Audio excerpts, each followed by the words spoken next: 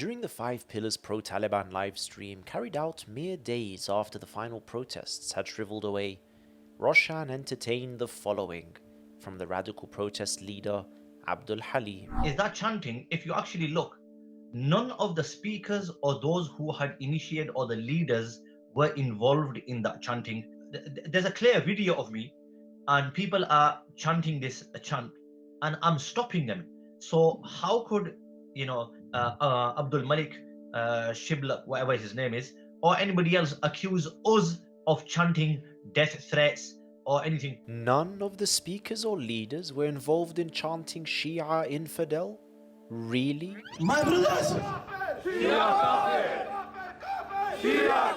He was holding out the mic when the crowd chanted Shia kafir. How on earth is Five Pillars cooperating with these guys?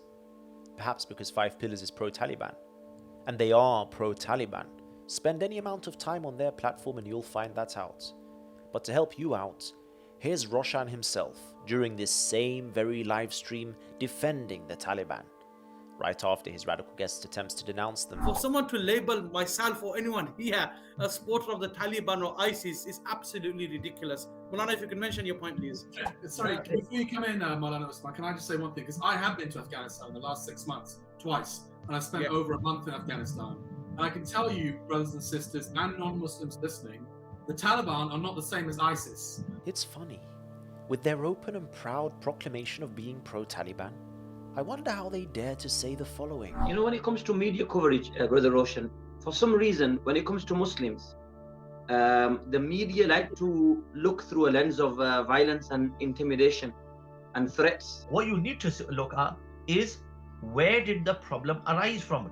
Who was the individual who actually started and ignited these flames of sectarian chants, etc.? I wonder, who was it that was igniting the flames of sectarianism? And why did the media cover the protests in such a manner? Whatever could the reason be? Yasir al-habib! You pig of Jahannam! You dog of Jahannam! You rat of Jahannam! You kutta! You're gonna rot in hell! You're gonna rot in hell! You're gonna rot in hell! We're gonna move in bun! We're gonna move in bun! Bun! Oh dearie me. And also, it's not like this Shia infidel chant was a one-off occasion. The crowd was chanting Shia kafir at every opportunity they could, in numerous cities across the UK. We counted the following number of occasions where the crowd chanted Shia kafir. Shia kafir! Shia kafir! Shia kafir! Shia kafir! Shia kafir! Shia kafir! इस गुस्ताखी को stop करो। शिया काफिर! शिया काफिर!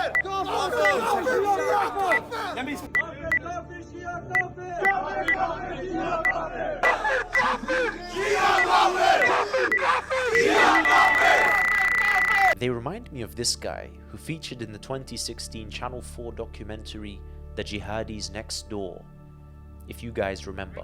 I doubt you even a Muslim. You're probably a Shi'a, innit? You probably a Shi'a, innit? They're all kuffar. They're all kuffar. What? Who could do anything about it? What? What? Shi'a kuffar, what? Do something. Come on, what's the difference now?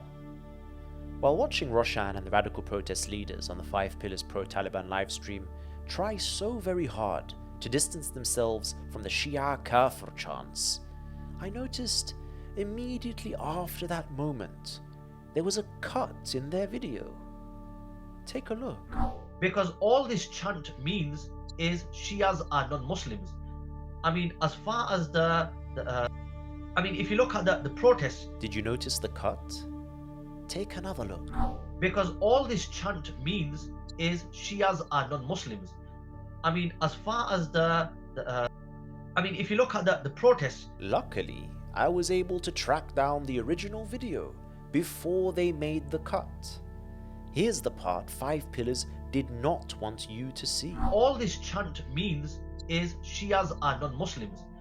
I mean, as far as the debate or the theological debate of whether Shias are Muslim or non-Muslim, as far as that is concerned, Alhamdulillah, the scholars and myself and majority of the scholars, they are upon the opinion that yes, Shias are out of the fold of Islam, but that's just a belief. It's not 12, inciting hatred. 12 Yes, Shia. the 12. We're talking about the 12 sect, the Rafida sect, not every sect. So just wanted to make that clear. I also find it quite amusing how Uthman jumps in to say, oh, only the 12 Shias are kuffar, not the others. My dear friends, 12ers are the Shias. 90% of the Shia world belong to the 12 sect, who believe that Abu Bakr and Umar killed Lady Fatima and killed her father the Prophet, peace be upon him and his family. But anyways, there was no need for them to cut that clip out from the live stream, because the very protest leaders were throwing around Shia kuffar during the protests themselves. If I cannot prove you are a kafir, sentence me for life. That you are not Yasir al-Habib, you are kafir al-Habib. And we will prove that from your own books that you're a kafir. In the section they cut out of the 5 Pillars Pro-Taliban live stream, Abdul Halim says something very important that I think we should consider further. As far as that is concerned, Alhamdulillah, the scholars and myself and majority of the scholars, they are upon the opinion that yes, Shias are out of the fold of Islam. The majority of the scholars? Really? Well, let's start by looking at one scholar, in one book, that Shaheed Ali, one of the protest leaders, shared on his Twitter account, one day before promoting their first protest, sharing a book on his Twitter feed titled Refuting the Rafida, i.e. the Shia. In the book, it states about the Shia, after me some people will appear. If you meet them, kill them, for they are disbelievers. Now, when you share such books that call for the killing of the Shia, and you talk about this majority of scholars, are you shocked when this happens? Yasir al-Habib, Murdad! Murdabad! Murdabad! Yasir al-Habib, Murdabad! Yasir al-Habib, Murdabad! The protesters are literally shouting, "Death to Yasir al-Habib," the writer of the Lady of Heaven. And both Abdul Halim and his colleague Uthman are just standing there with no care or bother in the world. Abdul Halim claims that he was trying to calm people down and prohibit them. Would this not be the time to do so, when they were literally calling for the killing of a UK citizen? Is that chanting, if you actually look, none of the speakers or those who had initiated or the leaders were involved in that chanting. None of the speakers? What about this speaker? Lady of Heaven! Lady of Heaven! Lady of Heaven! Yasir al-Habib, Murdabad! Murdabad! Yasir al-Habib, Murdabad! Yasir al-Habib, Murdabad! Yasir al-Habib, Murdabad! And what about these types appearing at your protests? Literal jihadi ISIS lovers. I come here to watch film. What's wrong? You come to watch a film? Yeah, yeah. That's our chaste mother? Yeah, yeah. Why which is kafir? against our mother? Anyone against you is kafir? هذا العتب يجي مع محبة. هذا العتب لجبهة النصرة بالخارج ولدولة العراق والشام الإسلامية في الخارج. ونحن ما لنا نصارى وما لنا شيعة لحتى نخاف من الحزام بالسيارة المفخخة. And finally, let's not forget about this genius. Of Birmingham will not tolerate the disrespect of our Prophet, peace be upon him, and there will be outcomes from your actions. You will have repercussions for your actions. We have been trained from birth that we must defend the honor of our Prophet, and we will lay our life on the line. So how radical are the Lady of Heaven protesters, you ask? Pretty damn radical if I say so myself.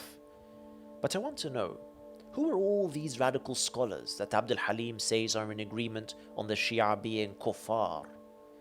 That wasn't a direct question to anyone, by the way, because we already know the answer.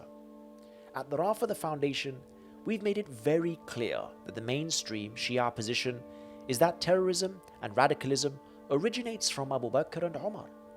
And we can see this in their radical scholars, as Abdul Halim has so kindly pointed out, some of whom have even given fatwas about the permissibility of killing Shia. So don't be so surprised about the issue of Shi'a genocide.